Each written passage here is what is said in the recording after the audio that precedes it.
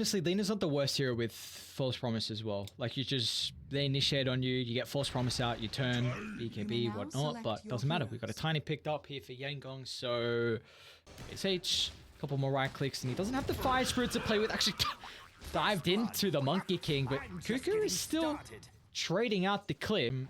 How's this looking? Skill 8. Actually gonna try and push back the support in Whitemon.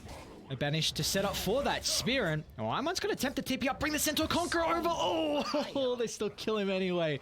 Very hard class, some of the higher tier teams that you would expect. And we're seeing it kind of again throughout this tournament as top lane, Cuckoo getting chased down, another right click and another kill.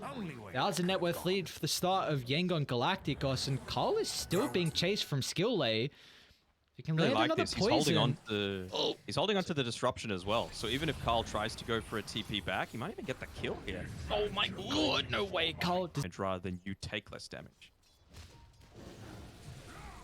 Lane, speaking about the Axe, starting to man fight KSH at the moment. They're winning the trade, and Monkey push back and end up going down. Do they look to Zoray next as well? I don't see why not. T1.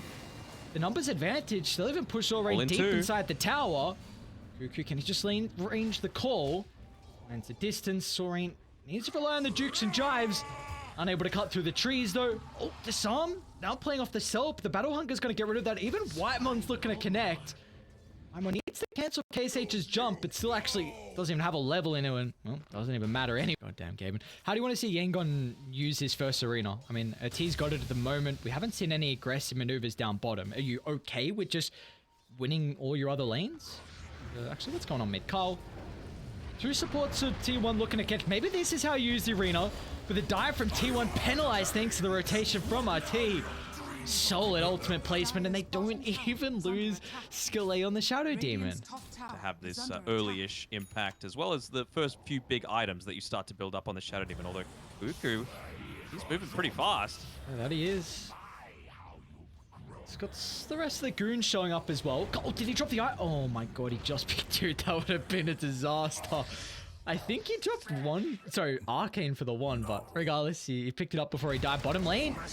Gabby's going to go down along with Whitemon. How did they, I think, Boundless into Young PH? With the blink, it's actually still coming out of the core from Young PH. It's because we rely on a pogo stick on forward. I've already taken away way too much health for Cuckoo to think about a TP up.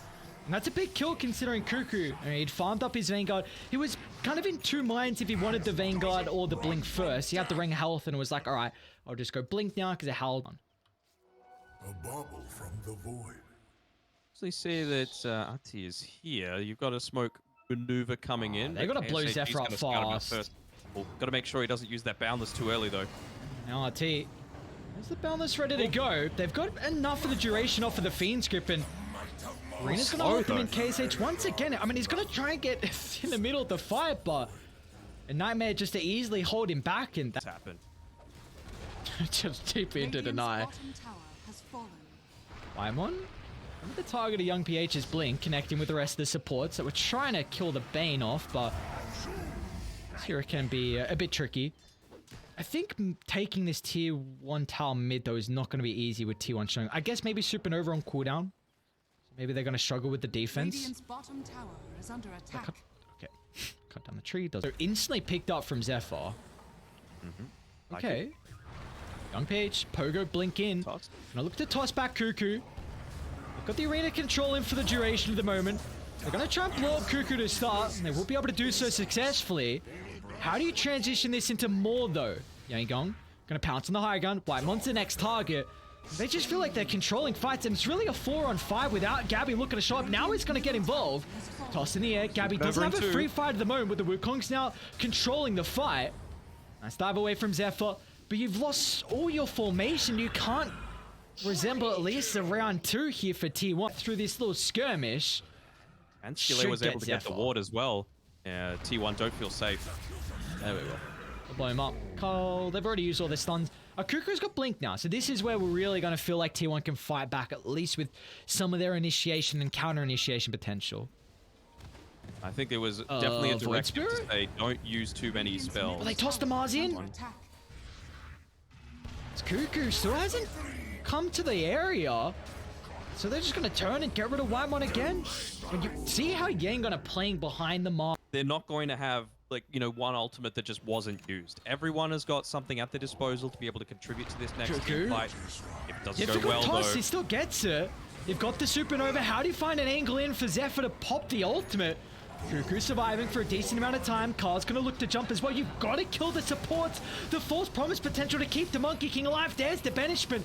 They're going to evacuate it away from the area. Zephyr controlling up the Monkey King. They've got the Fiend's Grip as well, so they won't be able to keep alive the Monkey.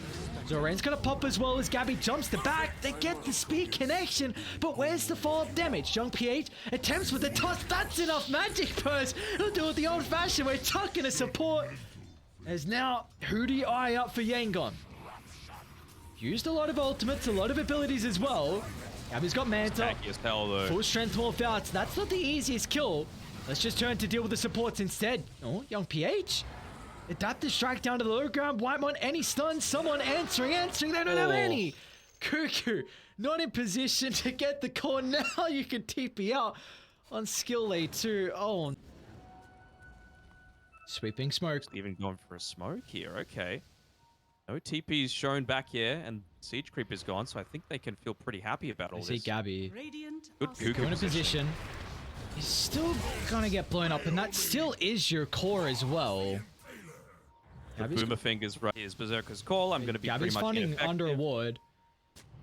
I'm on. Okay, well, they're gonna know there was smoke now. Wards pop. They got the vision of Young PH. He's a bit disconnected from the team, but you see the recognition from Radiant. They're gonna look to jump the backline, cutting away the life of the supports. They haven't killed anyone just yet. As Zoring taking up all the magical damage, and now Gabby needs assistance, but he won't get it.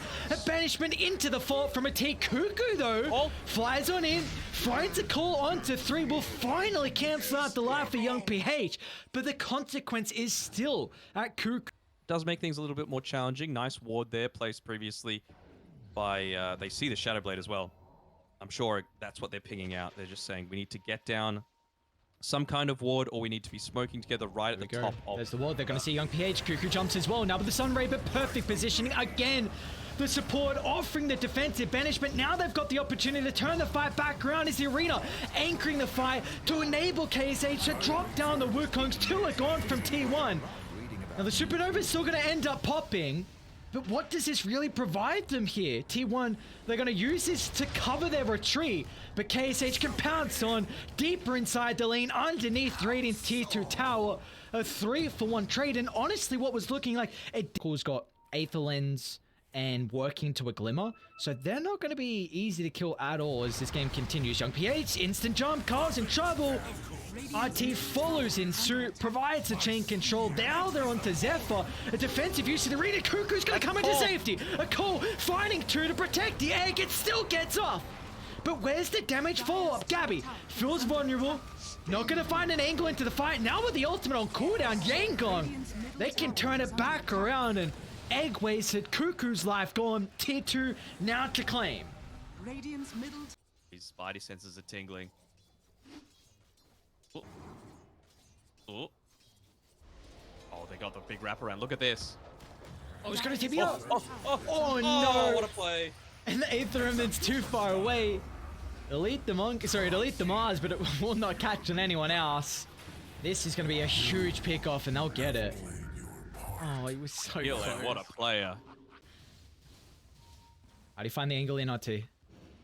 Gabby's playing with 1700. They're going to start on KSH. Maybe trying to force out the supports to overstep the boundary. Or even blowing up the first lap. They're doing a lot of damage. Look at RT! Arena onto 3, controlling Cuckoo. Supernova's going to look to disrupt the Wukongs, or potential of it. And now with the backline, Whitemon, a full duration out. They've still lost the life of Carl, though. He jumped the supports in the backline. Tiny was able to blow him up.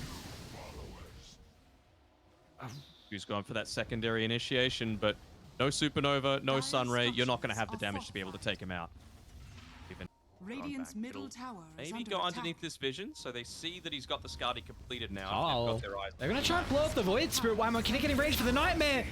Joss doesn't out Cuckoo again. The saving call onto 3 with a Supernova directly on the Ted Yangon. They're in shambles, forced to retreat away from the area. A T, Arena just to provide some assistance. Second use of the egg, but it doesn't really give them anything.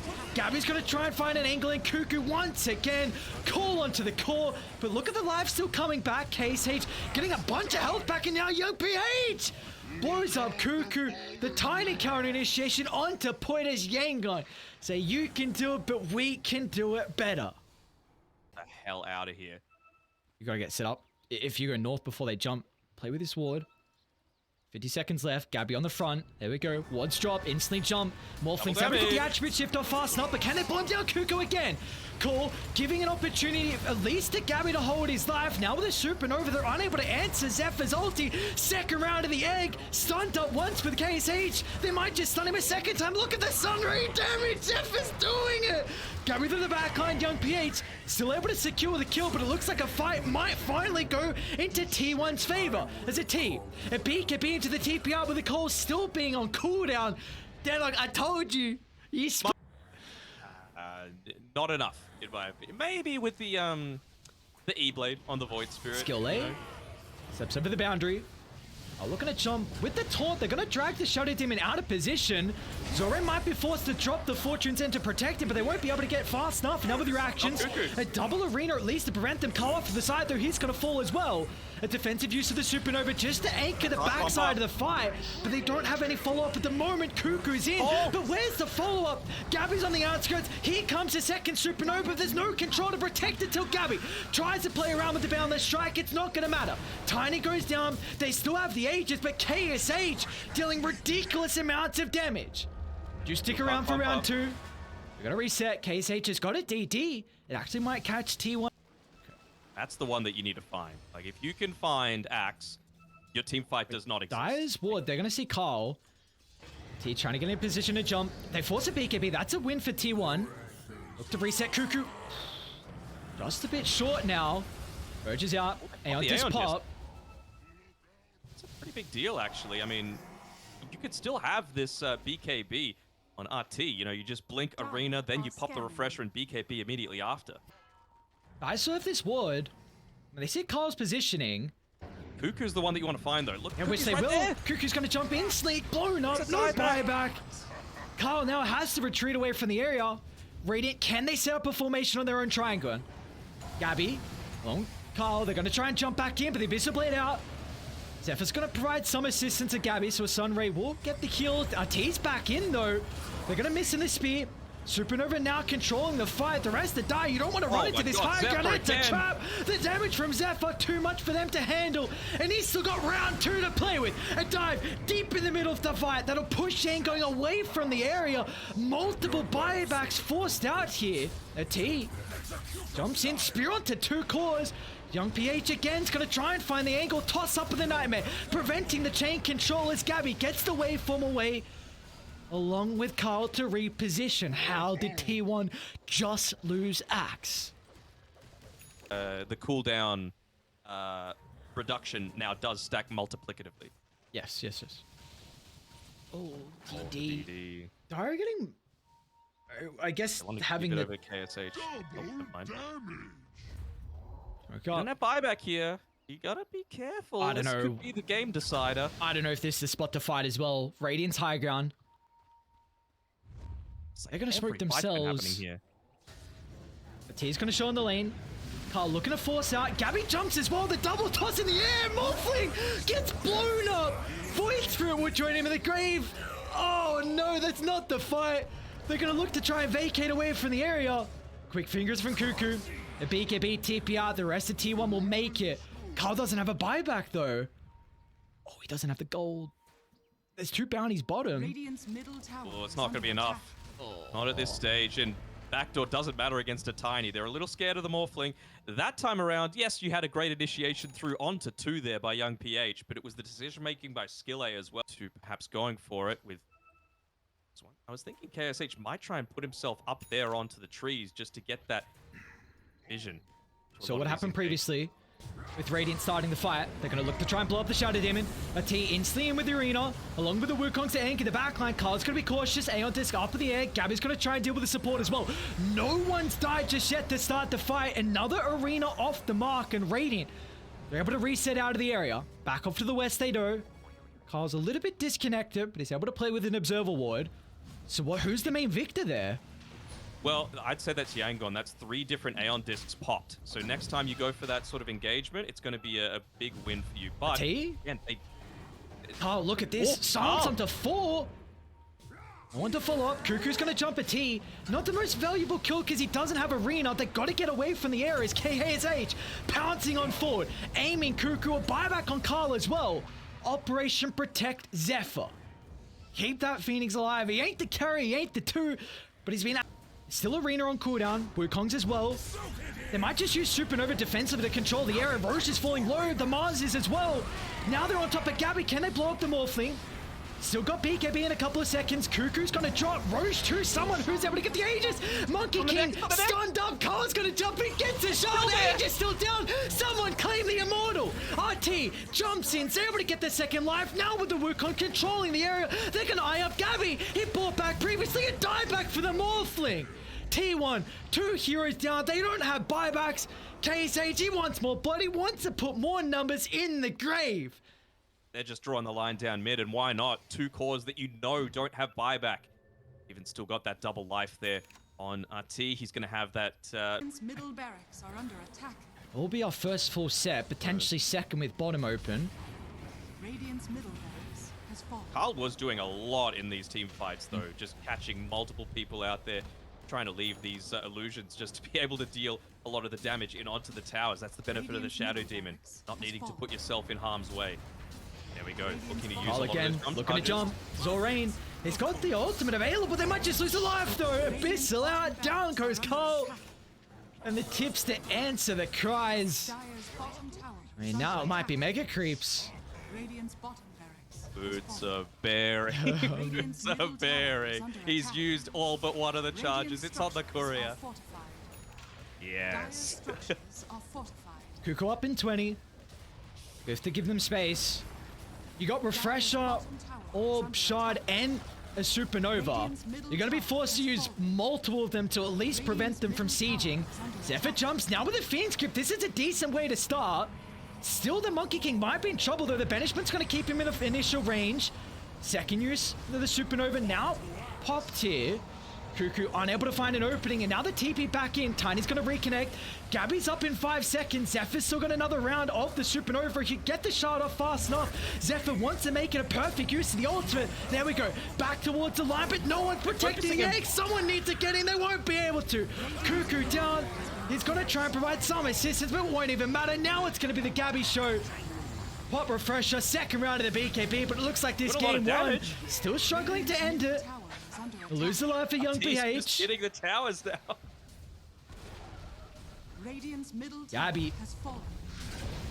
Throne exposed. A T? Was promised to try and stall. Case H, objective-based gaming. They still have big issues with dealing with support, so look at the space that the Shadow Demon and the Oracle can provide. So Case H is able to reposition. It's going to cost a life for the Mars, but he's got the Aegis. Now Case H is in. Objective-based gaming. They don't care about the numbers. They don't care about the lives. Hit the throne, and that they will. Finally. Game 1 will end. Yank on to take it pre-60 minutes. And Danog is right again with the pick coming through. It was never even close. Not a shadow of a doubt that, yeah, God, we're going to be able to take out that game. T1 in shambles, on fire right now. But no, it was such a close game. Zephyr, what a god with being able to draw it out for that long. Even Carl, you know, didn't have the greatest start to the game. But by God, he really came in clutch towards those last few team fights. It really did feel like, you know, past that initial little bit of the laning phase, though, it was all Yangon. Just fantastic play coming through from every single member. Finding basically the only slip up that we could really highlight would have been that second Roche being able to take it for free. But other than that, it felt very composed and it felt like a very mature performance coming from this young squad. Yeah, which really felt off the back of the supports play.